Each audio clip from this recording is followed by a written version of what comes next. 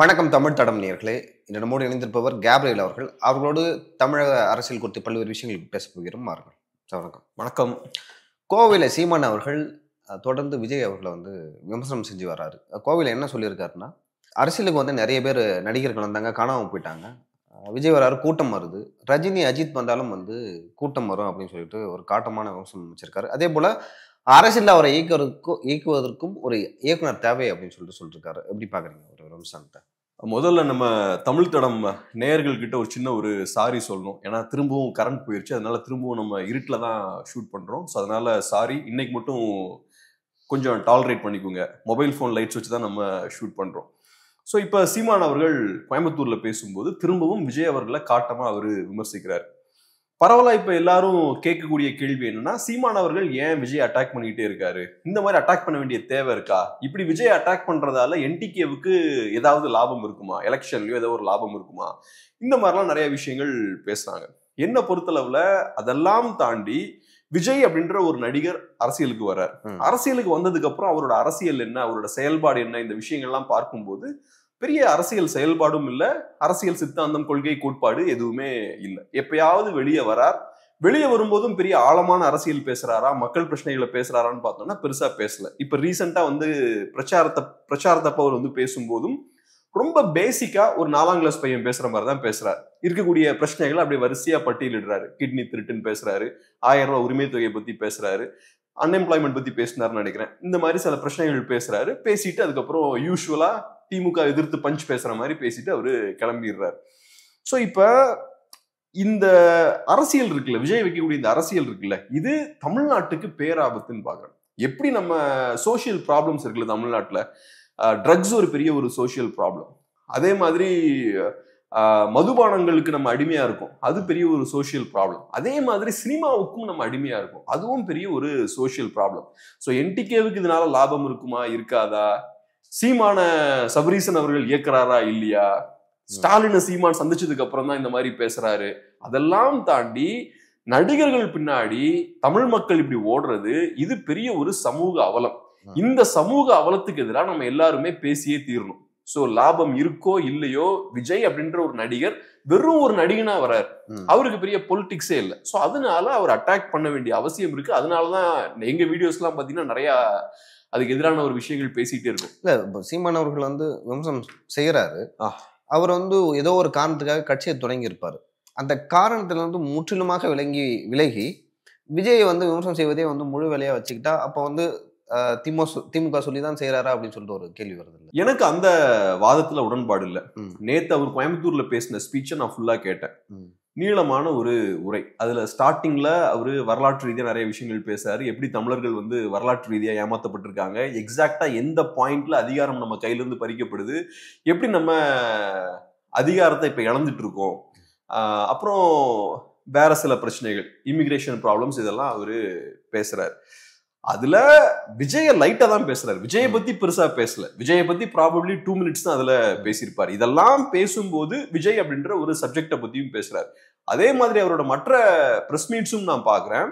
பத்திரிகையாளர்கள் இந்த கேள்வி கேட்கும் போது அவர் அதுக்கு பதில் சொல்றாரு. அப்பயும் பார்த்தோம்னா மற்ற இஷ்யூ எல்லாம் பேசுறாரு, திமுக விமர்சிக்கிறாரு, எல்லா விஷயங்களும் பேசிட்டு விஜயை பத்தி அவரு பேசுறாரு.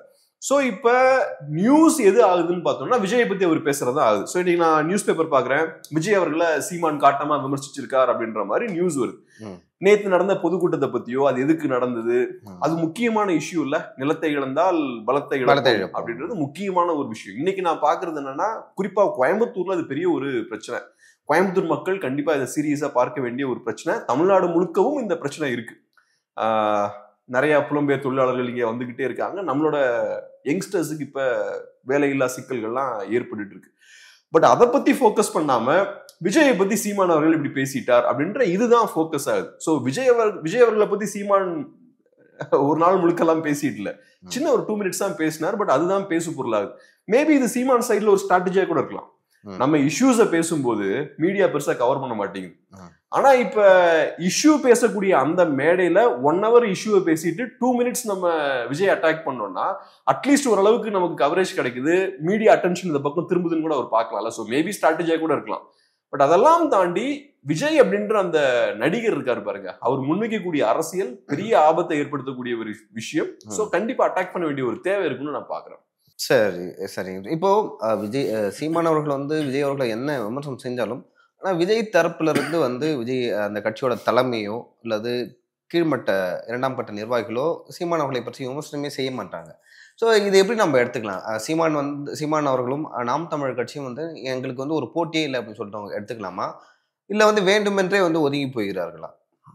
அந்த மாதிரிலாம் பாக்குறாங்கன்னு நான் பார்க்கல. இப்ப டிவிகே டிஎம்கே 2 பேருக்கும் ஒரு அண்டர்ஸ்டாண்டிங் இருக்கு. ஒன்னு, டிவிகேவோட அரசியல் என்னவா இருக்கு? திமுக எதிர்ப்பா இருக்கு. ஸோ டிவிகே என்ன செய்ய முயற்சி பண்றாங்க? டிஎம்கே வர்சஸ் டிவிகேன்னு ஒரு நரேட்டிவ் செட் பண்ண முயற்சி பண்றாங்க. ஸோ அந்த மாதிரியான ஒரு நரேட்டிவ் செட் பண்ண அவங்க முயற்சி பண்ணும்போது சீமானையோ என்டிகேவையோ அட்டாக் பண்ண வேண்டிய தேவை டிவிகேவுக்கு இல்லை. அப்படி பண்ணாங்கன்னா அது ஒரு டைவர்ஷனாக தான் அமையும். அதே மாதிரி டிஎம்கேவுக்கும் DMK versus TVK narrative set பண்றது நல்லது. அப்ப நீங்க அதிமுகவை ஓரம் கட்டிடலாம். மீடியால அதிமுகவுக்கு லைம்லைட் கிடைக்காத மாதிரி நீங்க செஞ்சிடலாம் மெயின் ஸ்ட்ரீம் மீடியால. ஸோ அந்த வகையில டிஎம்கே வர்சஸ் டிவிகே அப்படின்ற ஒரு நரேட்டிவை அவங்க பில்ட் பண்ண முயற்சி பண்றாங்க. அதனாலதான் ஸ்டாலின் அவர்கள்லாம் அறிக்கையை வெளியிடுறாரு. இந்த ரீசெண்டா அவரோட அறிக்கையெல்லாம் இருந்ததுல அதெல்லாம் வெளியிட வேண்டிய அவசியமே இல்லாம பேரை மென்ஷன் பண்ணாம இந்த அறிக்கையை வெளியிடுறாரு. ஸோ அதுக்கான காரணம் என்னன்னா, இந்த மாதிரி அறிக்கைகள்லாம் வெளியிடும் போது மறைமுகமா டிவிகே விமர்சிக்கும் போது, அதே மாதிரி டிவிகே டிஎம்கே விமர்சிக்கும் போது இப்படிப்பட்ட டிஎம்கே வர்சஸ் டிவிகே அப்படின்ற அந்த நரேட்டிவ் ஒன்று பில்ட் ஆகும். இந்த நரேட்டிவ் பில்ட் ஆகும்போது நேச்சுரலா மக்கள் மனதுல என்ன மாதிரியான ஒரு எண்ணம் வரும்னா, நிஜமான சண்டை டிவிகேவுக்கும் திமுகவுக்கும் இடையே தான் நடக்குது. அதிமுகன்ற கட்சி ரொம்ப பலவீனப்பட்டு போயிட்டாங்க, 2வது இடத்துக்கு கூட அவங்க வரமாட்டாங்க, திமுக டிவிகேவை பார்த்துதான் பயப்படுது அப்படின்ற ஒரு போலி பிம்பம் மக்கள் மனதுல கட்டப்படும். இந்த லாஸ்ட் ஒரு 2-3 டேஸா பாருங்க, அவர் பிரச்சாரம் பேசிட்டு போறாரு. அதுக்கப்புறம் முழுக்க முழுக்க நடக்கக்கூடிய டிபேட்ஸ் எல்லாமே பாத்தீங்கன்னா 2வது இடம் டிவிகேவுக்குன்ற மாதிரி பேசிட்டு இருக்காங்க. சோ அதிமுகன்ற கட்சி திமுகவை எதிர்க்கக்கூடிய அந்த பொசிஷன்லயே இல்ல. அதிமுகவால திமுக எதிர்க்க முடியாது, திமுகவை எதிர்க்கணும்னா டிவிகே தான் அந்த வேலையை செய்ய முடியும் அப்படின்ற மாதிரியான ஒரு போலி பிம்பத்தை கட்டுறாங்க. 24ல அதுதான் பண்ணாங்க. பிஜேபிக்கு பயங்கர ஹைப் கொடுத்தாங்க. பிஜேபி வர்சஸ் டிஎம்கேன்ற நரேட்டிவை பில்ட் பண்ணி அதிமுக ஓரம் கட்டினாங்க. சோ அப்ப அவங்க செஞ்ச விஷயம் என்னன்னா, அதிமுக வாக்குகளை உடைச்சாங்க, பிஜேபியை வச்சு அதிமுக வாக்குகளை உடைச்சாங்க. இன்னைக்கு அதே வேலைய திமுக திரும்பவும் பண்றாங்க. டிவிகேவை வச்சு அவங்க அதிமுகவோட வாக்குகளை உடைக்கிறாங்க. சோ இதனாலதான் நான் சொல்றேன், டிவிகேன்ற கட்சியால ஒரு பிரயோஜனமும் தமிழ்நாட்டுக்கு கிடையாது. அவங்க ஒரு அரசியல் பிரச்சனையும் ஒழுங்கா எடுத்து போராடினது கிடையாது, பெரிய கொள்கை சித்தாந்தம் கிடையாது, ஒன்னும் இல்லாத ஒரு கட்சி. இன்ஃபேக்ட் இப்ப சீமான் கேட்டார்ல, எதுக்கு அரசியலுக்கு வந்தீங்கன்னு கேட்கிறாருல, அது நியாயமான கேள்வி. ஏன்னா விஜய்க்கு அரசியலும் தெரியாது. இப்ப எனக்கு சயின்ஸ் பத்தின எந்த புரிதலும் இல்லாம ஒரு பெரிய ஒரு பிசிக்ஸ் கான்ஃபரன்ஸ்ல போய் நான் உட்கார்ந்தா எப்படி இருக்கும்? ஆமா, உனக்கு என்ன வேலை அப்படின்னு தான் எல்லாம் கேட்பாங்க. எனக்கு ஒண்ணுமே தெரியாதுன்னு வச்சுப்பேன், நான் அங்க போய் எனக்கு என்ன வேலை? ஆர்ட்டை பத்தி எதுவுமே தெரியாம நான் ஒரு பெரிய ஒரு ஆர்ட் எக்ஸிபிஷனுக்கு போய் உட்கார்ந்தா எனக்கு என்ன இருக்கு? ஆமா. சோ அதே மாதிரிதான் விஜய் அவர்கள் பார்க்கும்போது அவர் பேசுறத வச்சு நமக்கு தெரியுது அவருக்கு பெரிய அரசியல் புரிதல் எதுவுமே இல்ல. பேசிக்கான விஷயங்களை சொல்லி கொடுக்குறாங்க. அந்த பேசிக்கான விஷயத்த பேப்பரை பார்த்து படிக்கிறாரு. மதுரையில நான் கண்டெஸ்ட் பண்ணுன்னு சொல்றதே பேப்பரை பார்த்து தான் படிக்கிறாரு. இந்த கண்டிஷன்ல இருந்துட்டு எதுக்கு நமக்கு அரசியல்? இல்ல பேப்பர் இல்ல அரசியலுக்கு வரணும்னா பேப்பர் பார்த்து படிக்க கூடாது என்பது ஒரு தகுதியா அப்படின்னு நம்ம எடுத்துக்கலாம். இப்ப ஸ்டாலின் அவர்கள் பேப்பரை பார்த்து படிக்கிறாருன்னா, அவங்க அப்பா சிஎம் இருந்திருக்காரு, பெரிய லீடரா இருந்திருக்காரு. ஸ்டாலினுக்கு பிடிக்குதோ இல்லையோ, தமிழ் மக்களுக்கு பிடிக்குதோ இல்லையோ, ஸ்டாலின் அவர்கள் தான் அடுத்த சிஎம் ஆகணும். ஏன்னா அங்க வாரிசு அரசியல் நடந்துட்டு இருக்கு. சோ ஸ்டாலின் அவர்கள் பேப்பரை பார்த்து படிக்கிறாரோ இல்லையோ, ரைட்டு, அவரை அங்க அவங்க அந்த இடத்துல அவரு தான் இருக்கணும். ஆனா அது அவரோட சாய்ஸ் இல்ல, தமிழ் மக்களோட சாய்ஸ் இல்ல, அங்க அதை வழங்கப்படுது அந்த வாய்ப்பு இருக்கு. ஆனா இப்ப விஜயை பொறுத்தளவுல உங்களுக்கு அரசியல் வரல, அரசியல் பத்தின புரிதல் இல்ல, பேப்பரை பார்த்துதான் நீங்க படிக்கிறீங்க. எதுவுமே அரசியல் பத்தி தெரியாம எதுக்கு அரசியலுக்குள்ள வரீங்கன்ற கேள்வி இருக்கு. நீங்க அரசியலுக்கு வரீங்கன்னா வேற ஒரு அஜெண்டா இருக்குல்ல, உங்களுக்கு அரசியல் பத்தின புரிதல் இல்ல. செல்வி ஜெயலலிதா அவர்கள் வரும்போது அரசியலுக்கு அவங்களுக்கு அரசியல் தெரியுமான்னு கேட்டா இல்ல. ஓகேங்களா? அதே போல ஸ்டாலின் அவர்கள் தொடக்கத்தில் அரசியல் வரும்போது இல்லை, அவர் அந்த குடும்பத்தை சேர்ந்தவர். அப்படி இருக்கும்போது செல்வி ஜெயலலிதா அவர்களுக்கு ஒரு நியாயம், அவர்களும் சினிமாவில தான் வந்தாங்க, ஸ்டாலின் அவர்களுக்கு ஒரு நியாயம், விஜய்க்கு ஒரு நியாயம் அப்படின்னு கேட்கப்படுது இல்லை? ஜெயலலிதா அவர்களுக்கு அவர் அரசியலுக்கு வரும்போது அரசியல் தெரிஞ்சதா இல்லையான்னு தெரியல. பொலிட்டிக்கலி ஜெயலலிதா அவர்கள் ரொம்ப ரொம்ப ஷூடான ஒரு பொலிட்டீஷியன். ஸ்டாலின் அவர்களை நான் பெரிய டால் லீடரா நான் பார்க்கல ஸ்டாலின் அவர்களை. பட் அவருக்கும் ஓரளவுக்கு பேசிக்கான பொலிட்டிக்கல் அண்டர்ஸ்டாண்டிங் உண்டு. நான் ஸ்டாலின் அவர்களை பார்த்த அளவுல அவங்க அப்பாவுக்கு நல்ல தளபதியா அவர் இருந்தார். நிறைய பேர் பாத்தீங்கன்னா அப்பாவை மீறி போகணும்னு நினைப்பாங்க. பிசினஸ் மேனா இருக்கலாம், பொலிட்டிஷியன்ஸா இருக்கலாம். இப்ப அன்புமணி ராமதாஸ் எடுத்துக்கோங்களேன், அப்பாவை மீறி போறதுதான் அங்க நடக்குது. அதே மாதிரி அகிலேஷ் யாதவ் எடுத்துக்கோங்க, முலாயமை ஓவர்டேக் பண்ணி போக பார்த்தா. இந்த மாதிரியான விஷயங்கள் நிறைய நேரங்கள் நடக்கும். மன்னர்கள் காலகட்டத்திலயும் இதை நம்ம பார்க்க முடியும். அவுரங்கசீப்லாம் அப்படிதானே, ஷாஜகான மீறி போனதுதான்.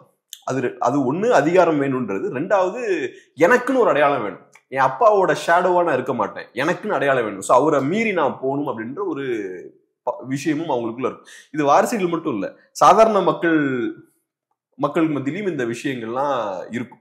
ஸோ அந்த வகையில ஸ்டாலின் அவர்கள் கருணாநிதி அவர்களோட நல்ல தளபதியா இருந்து அவர் கூட இருந்து நிறைய விஷயங்கள் கத்துக்கிட்டு அந்த விஷயங்கள் கிரவுண்ட்ல அரசியல் பண்ணி வந்தவர். ஸோ அவருக்கு ஒரு பேசிக்கான ஒரு அண்டர்ஸ்டாண்டிங் இருக்கும். அரசியல்ன்றது எல்லாருக்கும் வராது. எப்படி பிசிக்ஸ் எல்லாருக்கும் வராதோ, எப்படி கெமிஸ்ட்ரி எல்லாருக்கும் வராதோ, எப்படி வயலின் வாசிக்கிறது எல்லாருக்கும் வராதோ, சில பேருக்கு தானே வரும். அந்த டேலண்ட் இருக்கவங்களுக்கு தானே அதெல்லாம் வரும். அதே மாதிரிதான் விஜய் நல்ல நடிகர். நல்ல நடிகர்ன்றதை விட சக்சஸ்ஃபுல்லான நடிகர், என்டர்டைன்மெண்ட் ஹீரோ. ஆமா, ஒரு என்டர்டைன்மெண்ட் ஹீரோ. ஸோ அவருக்கு சில ஸ்கில்ஸ் இருக்கு. கரெக்டா மக்களுக்கு என்ன வேணும், மக்களுக்கு அதை எப்படி நம்ம கொடுக்கணும், ட்ரெண்ட் மாறும்போது அதுக்கேற்ற மாதிரியான கண்டென்ட்டை நம்ம எப்படி ப்ரொடியூஸ் பண்ணி ஹிட் ஆக்கணும், இந்த இண்டஸ்ட்ரி எப்படி ஃபங்க்ஷன் ஆகுது, இதெல்லாம் கரெக்டா புரிஞ்சு அதுக்கேற்ற மாதிரி ஃபங்க்ஷன் ஆகக்கூடிய ஒரு ஆள். ரொம்ப பெரிய புத்திசாலி. ரொம்ப பெரிய புத்திசாலியா இருந்தாதான் அந்த சிஸ்டமுக்குள்ள சக்சஸ்ஃபுல்லா நீங்க ஃபங்க்ஷன் ஆக முடியும். அதெல்லாம் கரெக்டா பண்றாரு. ஆனா அரசியல்ன்றது டிஃப்ரெண்ட். நீங்க அரசியலை பத்தி இவ்வளவு நாளா எதுவுமே சிந்திக்கல. அதனாலதான் நீங்க பேசிக்கா குழந்தை மாதிரி பேசுறீங்க. அரசியல் மேடைகள்ல பேப்பரை பார்த்து உங்க வசதிக்கு ஏத்த மாதிரி ரொம்ப குழந்தைத்தனமா தான் நீங்க பேசுறீங்க. சீரியஸான இஷ்யூஸை சீரியஸா உங்களால பேச முடியல.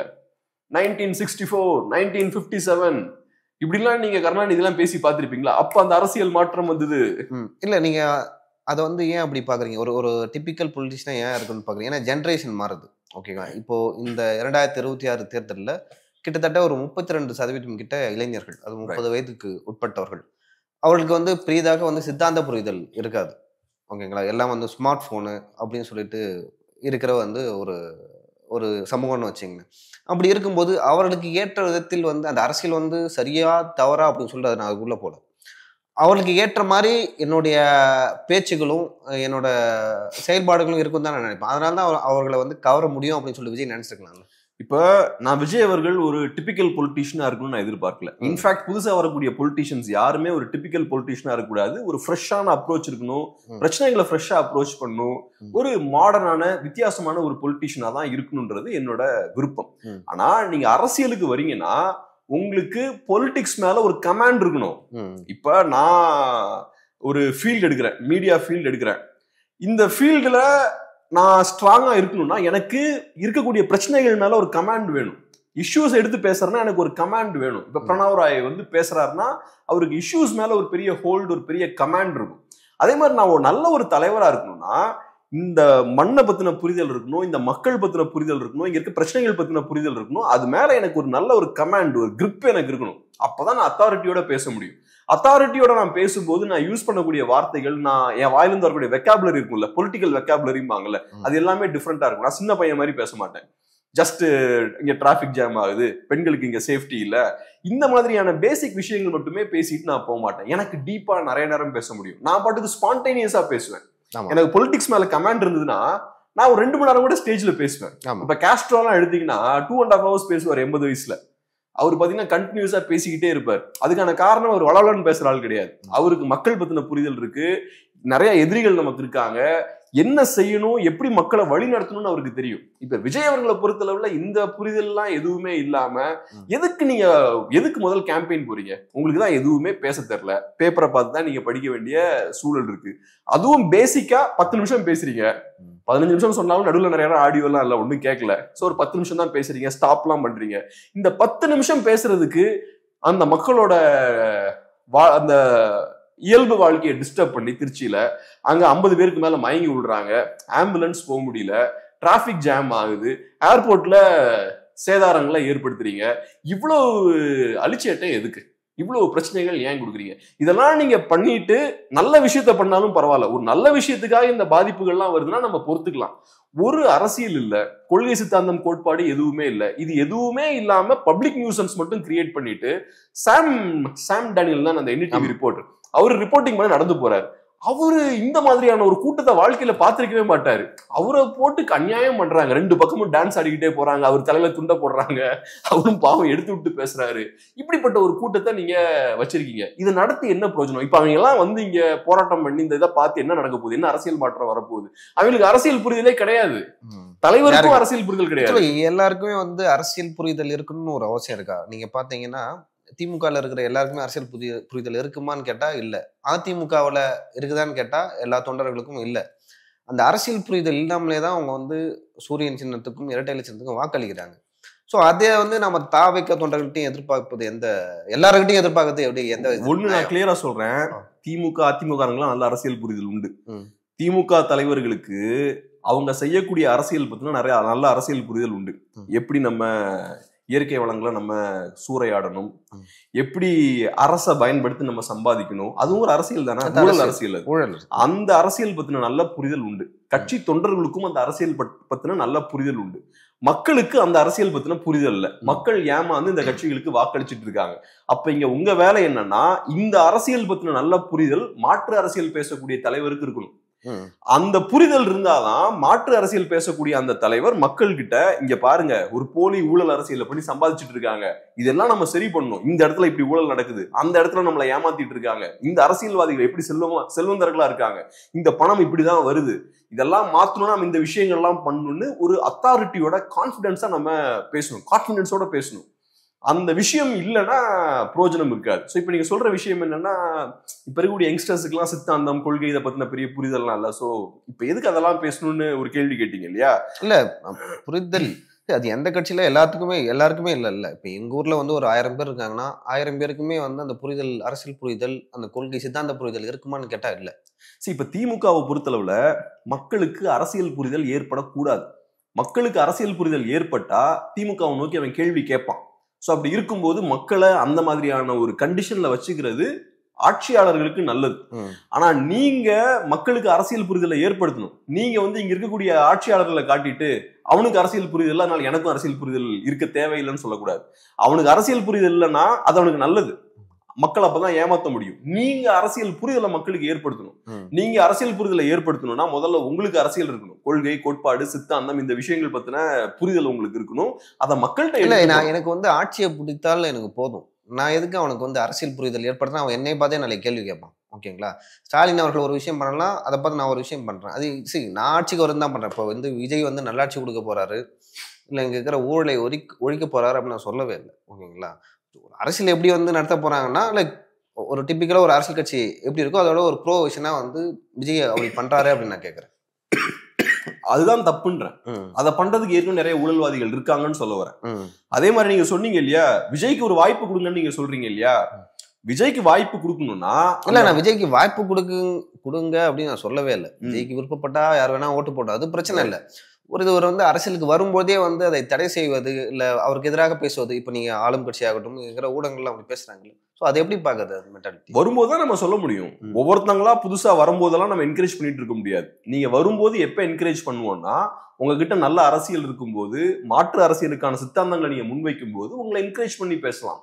ஆனா உங்ககிட்ட அரசியல்ல சித்தாந்தம், கோட்பாடு, கொள்கை எதுவுமே இல்ல, ஜஸ்ட் விஜய்ன்ற ஒரு இமேஜ் மட்டும்தான் இருக்கு. இது எப்படிங்க அரசியல் மாற்றத்தை ஏற்படுத்தும்? நீங்க என்ன சொல்றீங்க, விஜய் பவருக்கு வந்தா நிறைய விஷயங்கள் செய்யறதுக்கான வாய்ப்பு இருக்கு அப்படின்ற மாதிரி சொல்றீங்க. அவரு எப்படி பண்ணுவாரு? அவரு இப்பவே இந்த 50 வருஷத்துல மக்களுக்கு எதுவும் பண்ணல.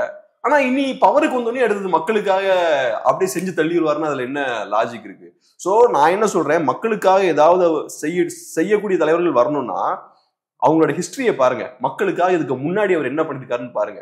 இப்ப மக்களுக்காக லைஃபே அர்ப்பணிச்ச நிறைய பேர் இருக்காங்கல்ல, அவங்கள அதிகாரத்துல கொண்டு உட்கார வைங்க.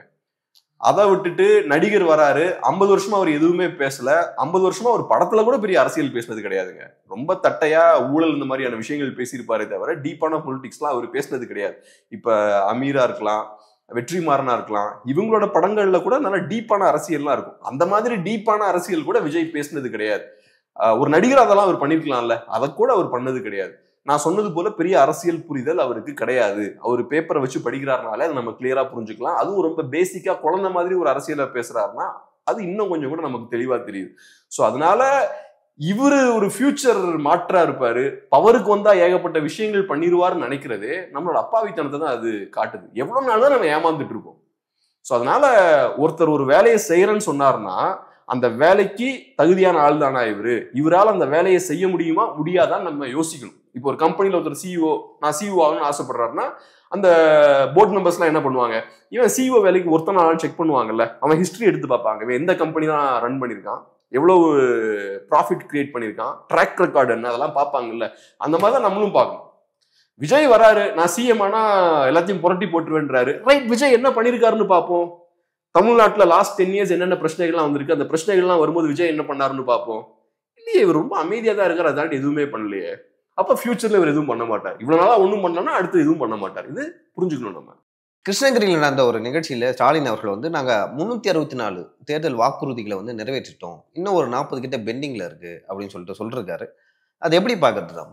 உண்மையாகவே வந்து 364 அவர்கள் முடித்து விட்டார்களா, இல்ல வந்து வெறும் கதைக்கென்றே சொல்கிறார்கள்? ஏன்னா இதே ஸ்டாலின் அவர்கள் வந்து நாங்க வந்து 90% வாக்குறுதிகளை நிறைவேற்றிட்டோம், இன்னொரு அமைச்சர் வந்து 95% தேர்தல் வாக்குறுதிகளை நிறைவேற்றிட்டோம் அப்படின்னு சொல்றாங்க. இந்த 364 நம்ம பர்சன்டேஜா போட்டா ஒரு 60-70% வரும்னு நினைக்கிறேன்.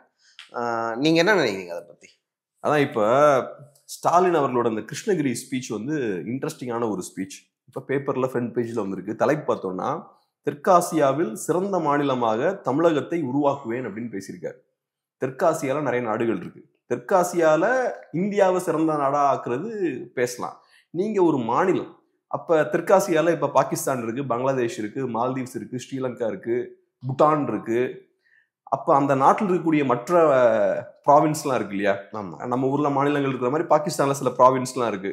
அந்த ப்ராவின்ஸோட நீங்க போட்டி போட போறீங்களா? இது நமக்கு புரியல. இப்ப இந்தியா தெற்காசியாலேயே ஒரு சிறந்த நாடா இருக்கலாம், தெற்காசியாவில் சிறந்த மாநிலமாக தமிழகத்தை உருவாக்குவேன்றாரு. இந்தியால நான் தமிழகத்தை சிறந்த மாநிலமா உருவாக்குவேன்னு சொல்ல, அது எப்படி தெற்காசியால நீங்க எப்படி தமிழகத்தை சிறந்த மாநிலமா உருவாக்குவீங்க? ஒரு நாட்டோட மாநிலத்தை இன்னொரு நாட்டோட மாநிலத்தோட கம்பேர் பண்ண முடியுமா? அதான் திராவிட நாடு. அதெல்லாம் என்னைக்கு கைவிட்டாச்சு. சோ இப்ப இந்தியாவில் இருக்கக்கூடிய ஒரு ஸ்டேட்டை அமெரிக்கால இருக்கக்கூடிய ஒரு ஸ்டேட்டோட கம்பேர் பண்றது நியாயமான கம்பேரிசனா இருக்குமா? இல்ல, அது ஒரு வளர்ந்த நாடு. அப்ப வளராத ஒரு கொஞ்சம் மீடியமா வளர்ந்த ஒரு நாட்டோட ஸ்டேட் எடுத்து வளர்ந்த நாட்டோட ஸ்டேட்டோட கம்பேர் பண்ண முடியாது. அப்ப இது என்ன கம்பேரிசன்? இது தெற்காசியாவில் சிறந்த மாநிலமாக தமிழகத்தை உருவாக்குவேன். தெற்காசியால ஏகப்பட்ட நாடுகள் இருக்கு. அதே மாதிரி சிங்கப்பூரில் இல்லாத வளர்ச்சியா இல்ல மலேசியாவில் இல்லாத வளர்ச்சி எப்படி வந்து இங்க கொண்டு போறாரு அப்படின்னு ஒரு கேள்வி வருது. அதே மாதிரி இது பாத்தீங்கன்னா கண்டினியூஸா இன்டர்நேஷனல் லெவல்ல மையமா வச்சு பேசக்கூடிய விஷயத்தை தொடர்ச்சியா ஸ்டாலின் அவர்கள் பண்ணிக்கிட்டே இருக்காரு. இன்னொரு எக்ஸாம்பிள் நான் சொல்றேன். யூரோப்புக்கு இப்ப போனார்ல, அப்ப பிரிட்டன்ல ஒரு மினிஸ்டரை மீட் பண்றாரு, ஒரு ஃபீமேல் மினிஸ்டரை மீட் பண்றாரு. அப்ப நியூஸ் பாக்குறேன், பிரிட்டனில் மினிஸ்டரை சந்தித்த ஸ்டாலின் அவர்கள், அமைச்சரை சந்தித்த ஸ்டாலின், இருதரப்பும் பேச்சுவார்த்தை அப்படின்ற மாதிரி இது ஒண்ணு போட்டிருக்காங்க. இருதரப்புனா என்ன? பிரிட்டனும் இந்தியாவுமா, பிரிட்டனும் தமிழ்நாடுமா? என்ன மாதிரியான இமேஜை நீங்க பில்ட் பண்ண பாக்குறீங்க? சோ ஒரு இன்டர்நேஷனல் இமேஜை நீங்க ஸ்டாலின் அவர்களுக்கு கிரியேட் பண்ண ட்ரை பண்றாங்க. இன்னொரு விஷயமா வந்து ஜெர்மன் போயிட்டு சொன்னாரு, இந்தியாவின் ஜெர்மன் வந்து தமிழ்நாடு அப்படின்னு சொல்லிட்டு ஒரு வார்த்தையும் அவர் சொன்னாரு. இந்த மாதிரி தொடர்ச்சியா பேசுறாருல, இந்த மாதிரி தன்னை வந்து ஒரு சர்வதேச தலைவராக காட்டிக்கொள்ள முயல்கிற ஸ்டாலின், அதுக்கு பின்னாடி உள்ள ஸ்ட்ராட்டஜி என்ன? இதுக்கு பின்னாடி உள்ள ஸ்ட்ராட்டஜி என்னன்னா, டிஎம்கேவுக்கு நேஷனல் ஆம்பிஷன்ஸ் இருக்கு. என்னோட பார்வை என்னன்னா, 29ல பிஜேபிக்கு சிங்கிள் மெஜாரிட்டி கிடைக்கிறதுக்கான வாய்ப்புகள் ரொம்ப குறைவு. எப்பவுமே பாத்தீங்கன்னா 14ல பிஜேபி பவர்ஃபுல்லா பெர்ஃபார்ம் பண்ணாங்க, 19ல பிரமாதமா பெர்ஃபார்ம் பண்ணாங்க, நல்லா பீக்கை டச் பண்றாங்க. அதுக்கப்புறம் 24ல அவங்க எதிர்பார்ப்பு நல்லா பெர்ஃபார்ம் பண்ணுவோன்னு தான் இருக்கு, பட் அவங்களுக்கு கொஞ்சம் சீட்ஸ் கம்மியாகுது. அப்புறம் மற்ற கட்சிகளை வச்சு அதை பேலன்ஸ் பண்றாங்க. 29ல இன்னும் கம்மியாகிறதுக்கு வாய்ப்பு இருக்கு. எப்படி யூபிஏ 1-2 காலகட்டத்தில் மற்ற கட்சிகளோட தேவை காங்கிரஸுக்கு இருந்ததோ, அதே மாதிரி ஃபியூச்சர்ல பாஜகவுக்கும் சிறிய கட்சிகளோட தேவை ஏற்படும். அந்த மாதிரியான தேவை ஏற்பட்டா திமுக என்ன பண்ணுவாங்கன்னு உங்களுக்கு தெரியும். எப்படி காங்கிரஸ் பார்ட்டிய உறிஞ்செடுத்தாங்களோ, அமைச்சரவையில பாதி பேர் திமுக, அந்த மாதிரியான ஒரு சூழல் ஏற்பட்டா திமுகவுக்கு பம்பர். எப்பவுமே சென்டர்ல ஸ்ட்ராங்கான ஒரு கட்சி பவர்ல இருக்காங்கன்னா திமுக ரொம்ப கஷ்டப்படுவாங்க. 14, 19, 24 பெருசா வாய்ப்பு இல்லை.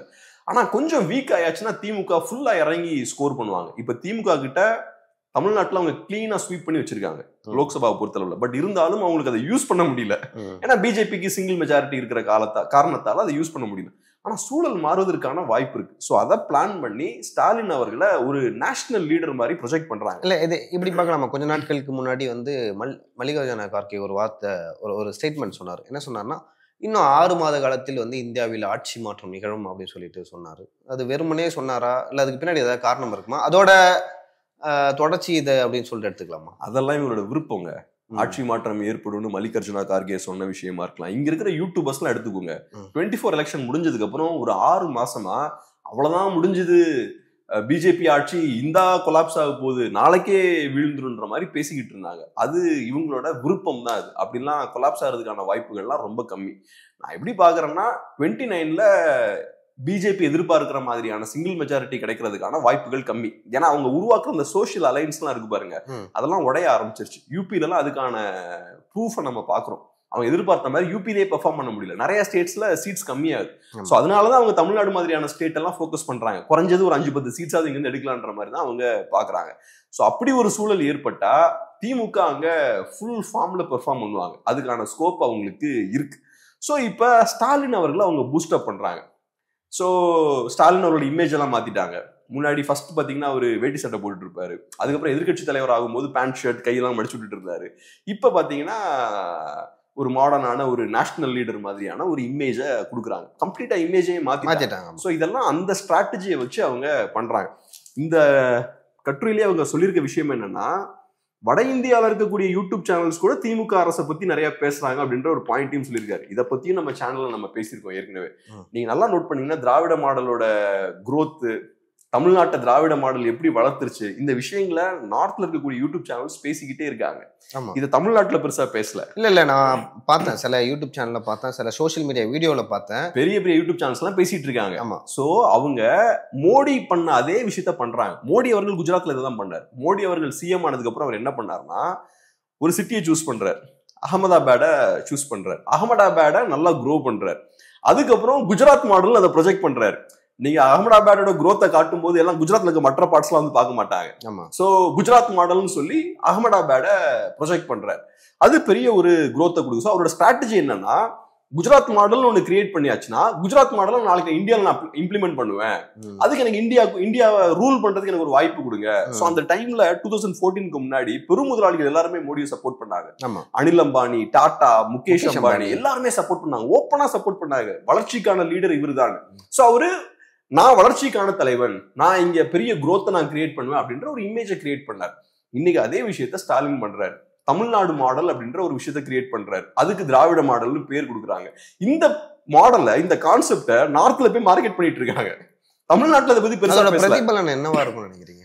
அவர் ஒரு நேஷனல் லீடரா மக்கள் மத்தியில அக்செப்ட் பண்ண வைக்கல. தமிழ்நாட்டை தாண்டி வந்து திமுகவோட வளர்ச்சி எப்படி இருக்கும் அப்படின்னு நான் கேட்கறேன். ஒரு நேஷனல் லீடரா வந்து ப்ரொஜெக்ட் பண்றாங்க. அதுக்கு முன்னாடி கலைஞர் கருணாநிதி இருந்தாங்க, செல்வி ஜெயலலிதா அவர்கள் இருந்தாங்க. இந்த மாதிரி ப்ரொஜெக்ட் பண்ணாமலே வந்து அவர்களாம் வந்து ஒரு பெரிய பிம்பமாக தமிழ்நாட்டில் இருந்து தெரிந்தார்கள். ஸ்டாலின் அவர்களும் அப்படிதான் தெரிவாரு. இப்ப இவங்க ப்ரொமோட் பண்றதால, இந்த மாதிரியான ஸ்டேட்மெண்ட் யூடியூப் சேனல்லாம் சொல்றதால என்ன நடந்துட்டு போகுதுன்னு நான் கேட்கறேன். ஒன்றும் இல்லை, ஒரு நேஷனல் லெவல்ல அக்செப்ட் பண்ணக்கூடிய ஒரு லீடரா மாத்த ட்ரை பண்றாங்க. இப்ப சரத்பவார் எடுத்துக்கோங்க, நேஷனல் லெவல்ல பேசப்படக்கூடிய ஒரு தலைவர். அவரு பிஎம் ஆனார்னா மக்கள் ஜென்ரலா ஓரளவுக்கு ஏத்துப்பாங்க. ஏன்னா ஜென்ரலா எல்லாருக்குமே சரத்பவாரை பத்தி எல்லாருக்குமே ஓரளவுக்கு தெரியும். மம்தா பானர்ஜிக்கு அந்த மாதிரியான ஒரு வாய்ஸ் அவங்களுக்கு இருக்கு. இன்னைக்கு அரவிந்த் கெஜ்ரிவாலுக்கு பார்த்தோம்னா ஒரு மாதிரி பேன் இண்டியா லெவல்ல அவருக்கு ஒரு வாய்ஸ் இருக்கு. அகிலேஷ் யாதவ் அந்த மாதிரியான ஸ்ட்ரென்த் இருக்கக்கூடிய ஒரு லீடர் தான். இவங்கெல்லாம் நார்த்ல இருக்கக்கூடிய லீடர்ஸா இருக்கனால ஜென்ரலாவே நார்த்ல இருக்கக்கூடிய மக்கள் கிட்ட கொஞ்சம் பரிச்சயமான தலைவர்கள். ட்ரெடிஷ்னலா சவுத் எடுத்துக்கிட்டீங்கன்னா தமிழ்நாடு லீடர்ஸுக்கு தமிழ்நாட்டை தாண்டி பெரிய இன்ஃப்ளூயன்ஸ் இருக்காது. ஈவன் கருணாநிதி அவர்களுக்கு தமிழ்நாட்டை தாண்டி பெரிய இன்ஃப்ளூயன்ஸ் இருக்காது. அவங்களும் அந்த மாதிரியான ஆம்பிஷன்லாம் வச்சுக்கல. நம்மளை இங்கேயே சுருக்கிக்குவோம், நம்ம மார்க்கெட்டை டைட்டா கையில வச்சுப்போம்னா பிளான் பண்ணியிருந்தாங்க. அப்படிதான் செயல்பட்டிருக்காங்க இவ்வளவு நாட்களா. ஆனா ஸ்டாலின் அவர்கள் கொஞ்சம் அடுத்த ஸ்டேஜுக்கு போகலாம் அப்படின்ற ஒரு இடத்துக்கு அவர் போறார். என்ன பொறுத்தளவுல இது அகலக்கால் தான். அவங்க ஸ்ட்ரென்த்தை மீறின விஷயங்களை அவங்க செஞ்சுட்டு இருக்காங்க. பட் கண்டிப்பா இதை பிளான் பண்ணி பண்றாங்க. அதனாலதான் இந்த இமேஜ் பில்டிங் வேலை நடக்குது. அப்புறம் இன்டர்நேஷனல் லெவல்ல அவரோட இமேஜை பில்ட் பண்றதுக்கான முயற்சிகள்ல ஈடுபடுறாங்க. பிரிட்டன்ல, யூரோப்ல, அப்புறம் இங்க பேசியிருக்காரு பாருங்க, தெற்காசியாலேயே நாங்க ஒரு சிறந்த மாநிலமா உருவாக்குவோம்னு சொல்றதா இருக்கலாம். இதெல்லாம் அதோட தொடர்ச்சியா பண்றாங்க. நார்த் இந்தியால போய் எதுக்கு ப்ரொமோட் பண்ணுவீங்க? அதெல்லாம் நேச்சுரலா பண்ற வீடியோஸ் கிடையாது. அது பார்த்தாவே தெரியும். ஆமா, அது எல்லாமே ப்ரொமோட்டட் வீடியோஸ் தான். அதெல்லாம் நேச்சுரலா பண்ற வீடியோஸை நான் பார்க்கல. ஸோ அதனால ஒரு ஸ்ட்ராட்டஜி அவங்களுக்கு இருக்கு. இது சாத்தியம் இல்லையான்றதான் செகண்டரி. என்ன பொறுத்தளவு அதுக்கான பாசிபிலிட்டிஸ்லாம் ரொம்ப கம்மி. இந்த ஸ்ட்ராட்டஜி டீம்ஸ் அவங்க எல்லாம் இருக்காங்க இல்லையா, அவங்க எதையாவது கான்செப்ட் எல்லாம் சொல்லி எடுத்து, அரசியல்வாதிட்ட நிறைய பணம் இருக்குன்னு தெரியும். ஆமா. ஸோ அவங்க என்ன கேட்க விரும்புறாங்களோ அதை சொல்ல வேண்டியதுதான். சார் நீங்க பயங்கரமான பவர்ஃபுல்லான லீடர், நேஷனல் லெவலில் உங்களுக்கு ஒரு பெரிய அப்பீல் இருக்கு, அதை நம்ம பில் பண்ணுவோம் அப்படி இப்படின்னு ஒரு ப்ராஜெக்டை வாங்கி இவங்க ஏதாவது ஒர்க் பண்ணுவாங்க. பட் அதை தாண்டி எனக்கு என்னமோ பெரிய பொட்டன்ஷியல் இருக்கிறதா எனக்கு தெரியல. பட் திமுக அதை நம்புறாங்க சாலிடா.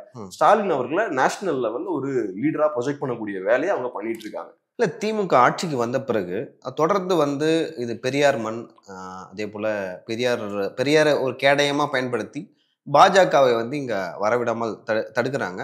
பாஜகவையும் சேர்த்து அதிமுகவையும் சேர்த்து எப்படி சொல்கிறது, அவங்க இந்த மண்ணுக்கு எதிரானவர்கள் அப்படின்னு ஒரு பிம்பத்தை காட்டுறாங்க.